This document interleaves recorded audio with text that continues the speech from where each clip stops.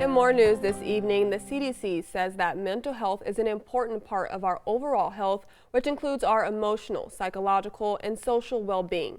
It affects how we think, feel, and act. That is why it's so important for everyone to have access to mental health services despite one's gender, race, or ethnicity.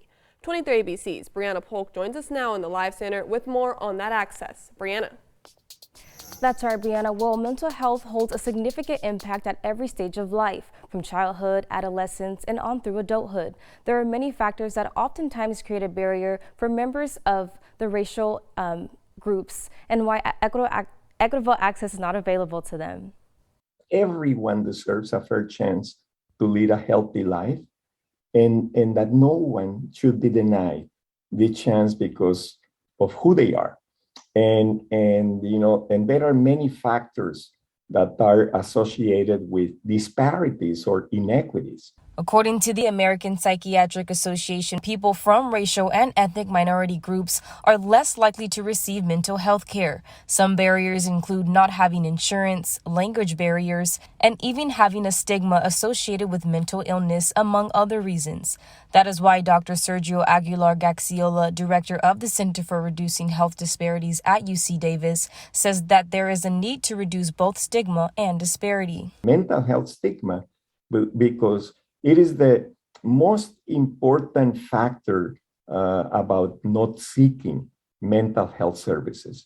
So a stigma or shame about mental illness is a big issue that need to be addressed. A study done by the American Psychiatric Association found in 2017 that rates of depression were reported lower in Black and Hispanic people, 24.6% for Black people and 19.6% for Hispanic people, in comparison to the 34.7% reported for white people. And although the rates were lower, the study said that depression in Blacks and Hispanics are more likely to be more persistent.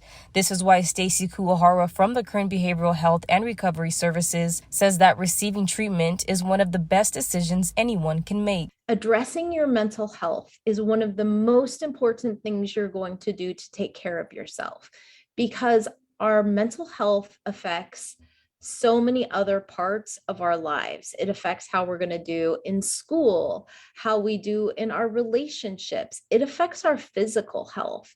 And when you learn how to take care of your mental health, you're learning skills that are going to stay with you for the rest of your life. Although there may be a stigma associated with mental health among racial and ethnic groups, Kuwahara says that no one should ever be ashamed to reach out and ask for help because it is more common than people think. I also would really want to emphasize how normal it is and how many people struggle with their mental health. I don't know a single person who doesn't go through periods of feeling very sad and depressed or feeling very worried, stressed, or anxious. And if you're seeking assistance for treatment for your mental health, there are a variety of resources available for both children and adults here in Kern County. A list of services to help you or a loved one can be found on our website, turnto23.com. In studio, Brianna Polk, 23 ABC News, connecting you.